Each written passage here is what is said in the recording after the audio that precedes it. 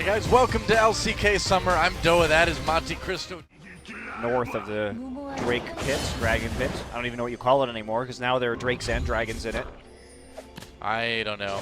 I mean, you think at the end the dragon is the one who really owns that pit, so maybe it's still the dragon pit. I suppose we don't call it the Rift Herald pit. The thing is, it's also not really a pit either. It's kind of like the remains of an old dome. Yeah, So the Dragon Dome. I like Dragon Dome personally, but it hasn't caught on yet for some reason. I don't know why. Well, you can start the trend, DoA. I tried. Well, keep it up. Dragon Dome. Say it. Dragon Dome. Dragon Dome. The heavy amount of pushing, you know, how deep the teams are going these days, kind of reminds me of the lane swaps of old before Rito had the war on lane swaps, you know? I didn't like the war on lane swaps, DoA. Well, clearly the war on lane swaps has failed. Yeah, I exactly. mean, You got to stop right? it now, yeah. Yeah, there were a lot of people that spoke out against it from the beginning, and now it's clearly failed. It's doing more damage than good, really. It is, yeah. I mean, but what do you expect from the war on lane swaps, right? Ah, yes. You can't stop it. You know, they thought they could stop the lane swaps, DoA. Yeah. But you can never stop the lane swaps, so you really shouldn't even try. Well, if anything, you should just regulate the lane swaps. You need to understand where the desire for lane swaps comes from in the first place, and if you can educate people about lane swaps, then I think you can at least be prepared for it when people go too deep on the lane swap. You know? I agree. That's been me the whole time, DoA. I'm the great lane swap educator. There you go. Yeah. Well, the world I've been thanks doing you. my duty. and the world is better for it, you know? Hashtag Monte was right. Oh, hashtag Pure might be dead. Hashtag First Blood. Yep. Wraith is going to pick that one up. Gets the cow slap. Oh, yeah. Slapped by a cow. Cows really can't slap you with hooves, though. Well, I mean, Alistar can. For some reason, he doesn't have hooves on his arms. He's a Minotaur. Well, yeah, but... Okay, all right, you got me there. He's a Minotaur. But cows have hooves. That is a fact. Technically, it's a bull slap too, but that sounds. That's I gotta don't know be how I feel about that. That's got to be a euphemism for something. I mean, I don't know what it is, but it's got to be. You know the kids these days come up with everything. They're bull slapping. Whoa, meanwhile. Yep. Cuvée with his TP still available, and he's going to be catching a nice, juicy, giant wave in the top lane, so he should be able to take a pretty good CS advantage out of this and equalize the levels. Please don't describe the minions as juicy. They are juicy, That's filled with gross. gold. That's juicy gold? Juicy gold. If your gold is juicy, there's something going on. Not a good thing. I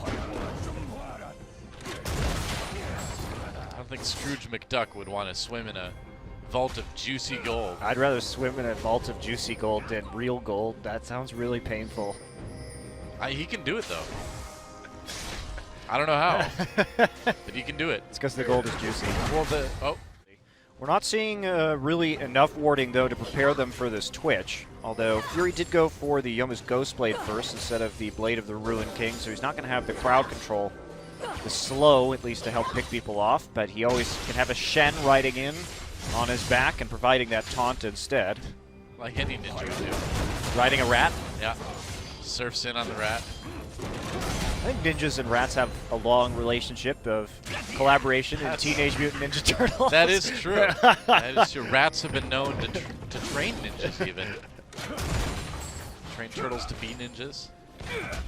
But right now, he's dressed more like Bebop. Yeah, that's true. That's really awkward. Yeah. I know. It's a Splinter in his more formative years. I think he just turned against them, really. Used to be a bad guy? No, now he's a bad guy. Oh, okay. You got sick of the Ninja Turtles and their carefree cowabunga attitude? I mean, I am. I know I am, so. I like it. I just don't like it in the Michael Bay sense. I think it's all pretty bad. No, the original was great. I suppose it's a vessel to sell toys. Yeah. Those toys were great. It was lucrative. Yeah, man. Quality? What else did it need to be? Or really, my other question is, what did you expect from a comic/show about Teenage Mutant Ninja Turtles? Nothing. That's why I don't think it's good, DoA. But nothing doesn't mean bad. Nothing just means nothing. Nothing can be good. I mean, when you go to the doctor and you're like, "What's wrong with me?" and he says, "Well, nothing." That's I'm good. pretty sure that's not how evaluating art works, but okay. But I'm just saying, the word "nothing" isn't necessarily negative. That's the real topic. You asked me of what I conversation expected it from it, and the answer was nothing. But you said it in such a negative way. We said nothing, which is why it's bad. See, that's the problem. There we go. You're No. right. It's bad because it's bad. There's no pleasing Montecristo. Not with Teenage Mutant Ninja Turtles. Maybe if they would have changed different sewer locations based on strategically important decisions, would have been a bit better. Splinter's just not that good at that stuff, though. I guess so.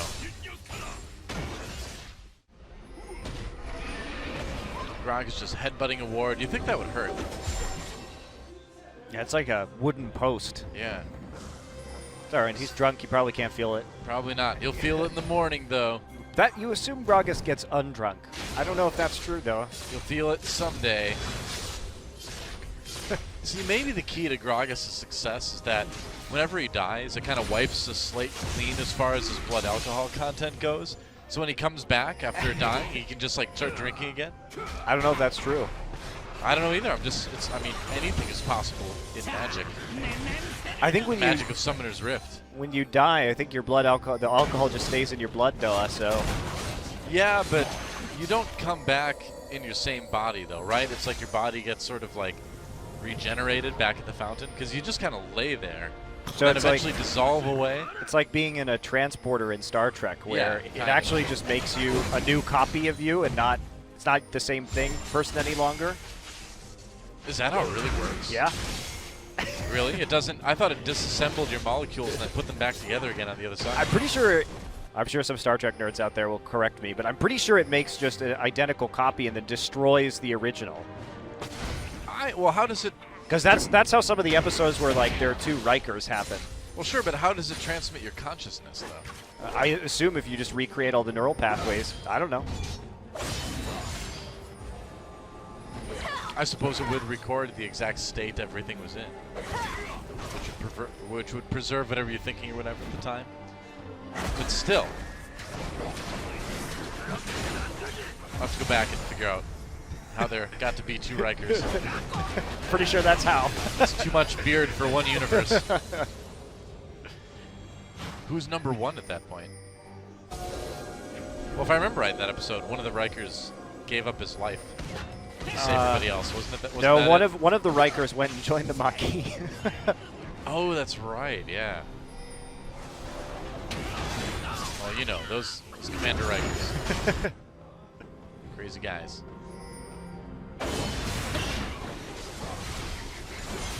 Well, speaking of crazy guys, there's another Cloud Drake spawning.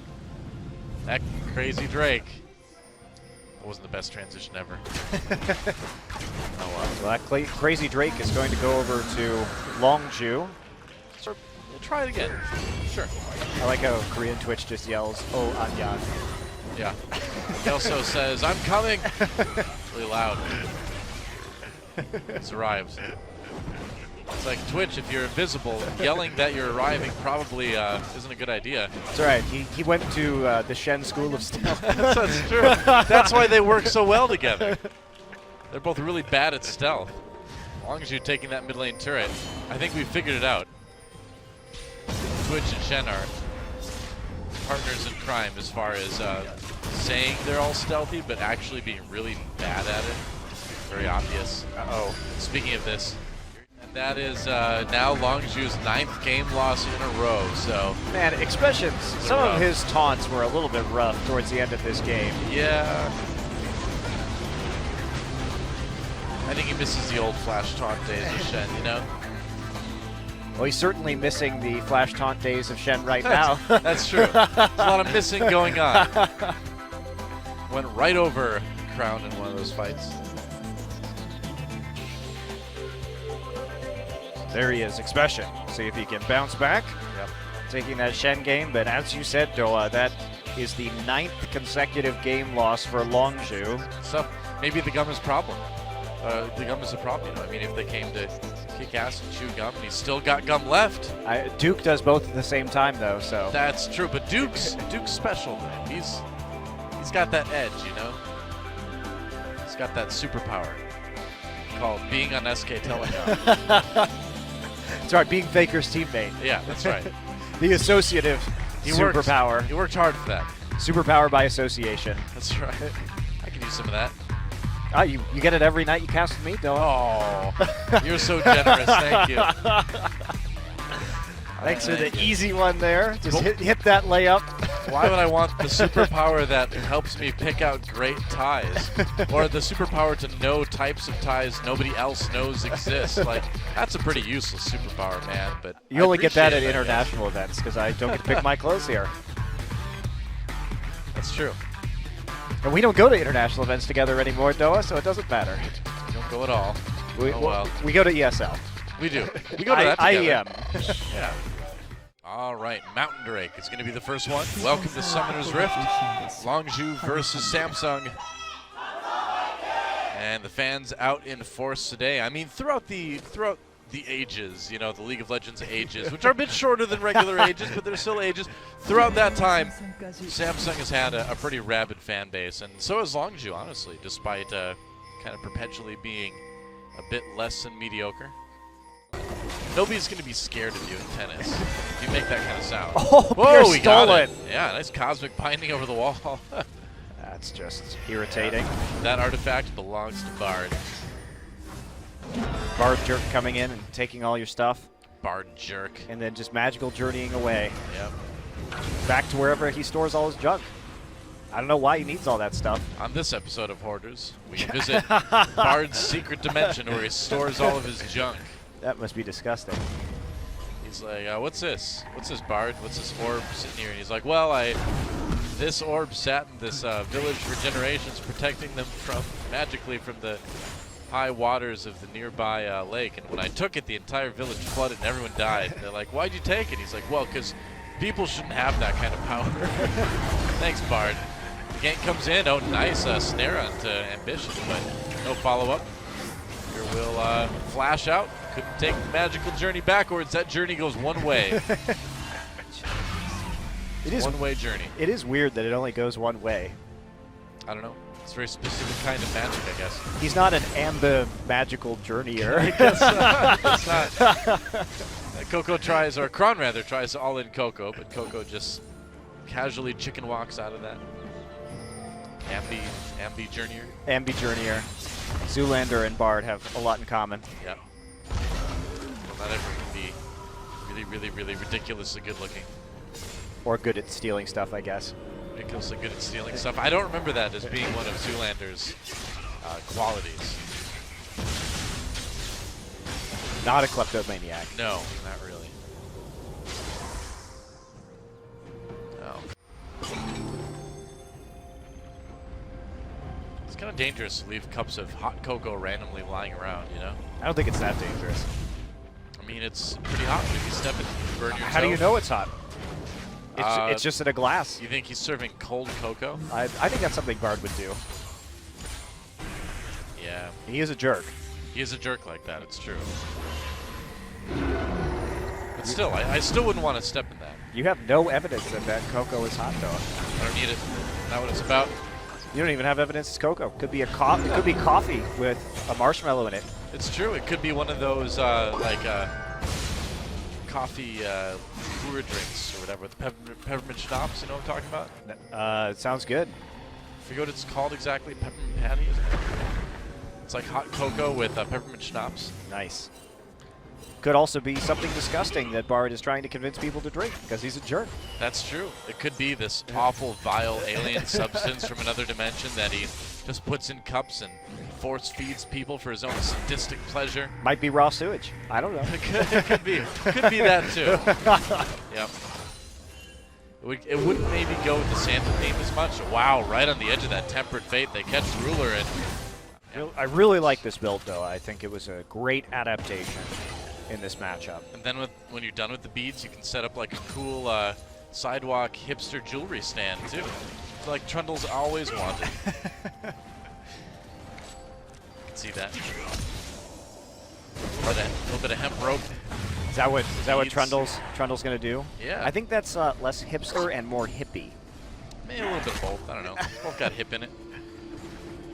In fact, for all those people who use hipster, I challenge you to even give me a definition of that word anymore because I don't think it exists. I think it involves something with like mustaches and plaid. Okay. But I'm not 100% on that. I mean, that could also be the grunge movement of the 90s, so. Or a lumberjack. So it's tough to say, really, yeah. People just throw that word around, and I'm like, please tell me what a hipster is, and nobody ever has the same definition, so. Oh, meanwhile, I think Kramer's picture is my favorite out of all player pictures this season. I absolutely love it. He's like, he's got his finger gun ready. Shh, Monte, we're gonna win. That's right. You'd think that'd be more of a KT pose for their players. Like an 8,000 goal deficit to nearly win. MVP fans from Australia, the UK, and he's just MVP. Shy fans. Yep. He's like, Shy, look at me. Oh no, Shy, I'm looking at you, I think. Or look at me, one, two, I don't know. I can't. Someone's looking at somebody. I can't speak Korean. And Shy is involved. That's the key here. I think it might just say show me Shy too. I don't know. I'll have to practice my Korean more, Monte. That was a very quick shot. I'll work on it. I mean, who's even going to build armor in this game? It's basically going to be true damage to whomever you're firing on because Shy wants to build into lane harassment against the Shen. He's building damage. I don't know. I have many questions about this game. Giving him a sporting chance, you know.